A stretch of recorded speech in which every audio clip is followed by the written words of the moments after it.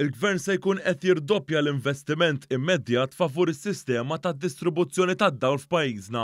Dan tħabbar mill-Prim Ministru Robert Abela waqt laqgħa mal-imsieħba soċjali tal-MCSD li saret fil-Berġi ta' Kastilja il-ġimgħa. Il-Prim Ministru hawnhekk aċċenna għall-investiment ta' 15 miljun euro kull sena għal 6 snin, total ta' 9 miljun euro. B'dan l-investiment aċċellerat imħabbar waqt din l-istess laqa il-sena d-dieħla. Dan l-investiment se jkun qed jirdoppja biex bekk l-investiment fit-tisħiħ tad-distribuzzjoni tal-elettriku se jkun ta' 30 miljun euro. L-impenn issa huwa li dak li jista' jsir qabel minn dan l-investiment se jkun qiegħed isir qabel fl-immedjat għalhekk se naraw illi nirdupjaw dak l-investiment u għas-sena d-dieħla se jkollna investiment illi bil-15 miljun euro li kienu allokati se jkun qed jitla għal 30 miljun euro. Hemmhekk irridu naraw mhux biss li nallokaw dawn il-fondi addizzjonali d-doppju ta' dak oriġinarjament allokat, imma li naraw illi dak il-fondi jiġu assorbiti mix-xogħlijiet li jridu jsiru u x-xogħlijiet li għalihom hemm iddedikati dan il-fondi attwalment isiru.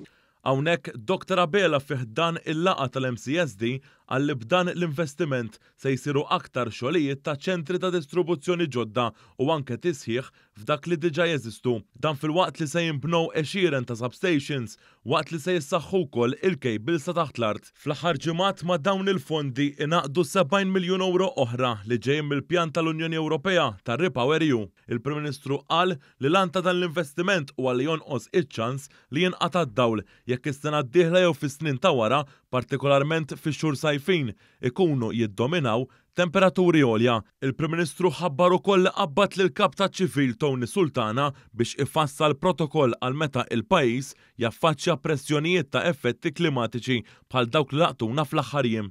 Għal kif dan il-protokoll se jistabbilixxi b'mod iktar ċar mekkaniżmi li jilqa' għalihom il-pajjiż b'mod aktar effettiv. Dr. Abela semma azzjonijiet konkreti li jilqu għat-tibdil fil-klima fosthom investiment ta' enerġija renovabbli fuq binijiet bi żminijiet iqsar biex dawn isiru, investiment b'saħħtu fil-grid elettriku li jkun lest jilqa' fih anke l-enerġija renovabbli u anke pjanijiet ta' sostien għal min jagħmel xogħlijiet biex iżid l-effiċjenza fl-użu tal-enerġija. Dan tal-aħħar ikun jgħott għal binjiet pubbliċi iżda anke privati bħal skejjel u uffiċini.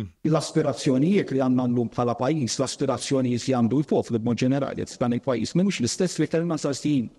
Mhumiex l-istess aspirazzjonijiet li kellna 5 snin ilu, mhumiex l-istess aspirazzjonijiet nażżarda ngħid li kellna sa qabel il-pandemija. Il-ħtiġijiet, ir-realtajiet u l-aspirazzjonijiet huma differenti u daqs kif il-bidla fil-klima aċċellerat ruħha, il-bidla fl-aspirazzjonijiet sal-poplu aċċellerat ruħha u llum nisan li għandna poplu li qed iħares lejn kwalità tal-ħajja mija waħda f'tal politika li tmur lil mill-aspett finanzjarju biss u nemmen ukoll li dan il-fenomenu aċċellera ruħu aktar. Wara il-pandemija, għal dak aħna bħala gvern irridu wieġbu billi b'mod aċċellerat nuru illi lesti naħdmu differenti. Il-Prim Ministru spjega wkoll li se titwaqqaf awtorità iffukata kontra it-tibdil fil-klima. Fil-fatt, il-Ministru għall-Enerġija Mirjam Dalli qalet li fix-xhur li ġejjin se jitressa abbozz fil-Parlament għat-twaqqif ta' awtorità li l-għan prinċipali tagħha se jkun li jsir monitoraġġ ċentrali tal-impatt tal-attivitajiet differenti fuq it-tibdil fil-klima filwaqt li tiġbor flimkien l-azzjonijiet konkreti li l-pajjiż hemm bżonn jieħu. Preżenti għal din il-laqgħa mal-imsieħba soċjali kien hemm tekniċi u fost l-ogħla uffiċjali tal-Enemalta. Preżenti wkoll kien hemm il-Ministru għall-Finanzi Clyde Caruana u s-Segretarju Parlamentari għad-Dialogu Soċjali Andy Ellul.